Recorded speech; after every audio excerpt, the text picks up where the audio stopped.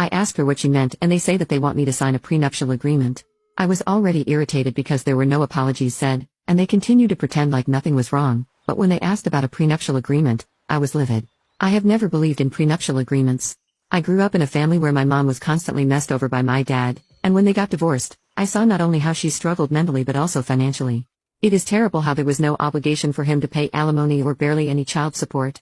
I do not want that for myself. On top of that, the entire conversation made me feel as if they were hinting at me being a gold digger, which is ridiculous because there is barely any gold. With the way they were speaking, you would imagine that they were born into an heiress's wealth, but nope, they are all real estate agents that I would say are middle class. I make more than him as an electrophysiologist. What made me even angrier is the fact that in the prenuptial agreement proposal, they told me there would be no infidelity clause.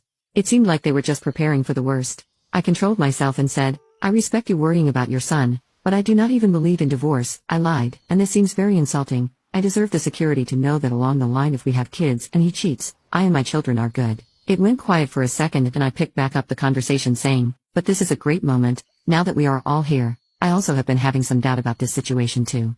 Nobody has been willing to compromise on the wedding planning, and it's making me question that, if we cannot compromise on small things before the wedding, would you be willing to after the wedding once we are married? Plus, you insulted my brother and refused to apologize for it.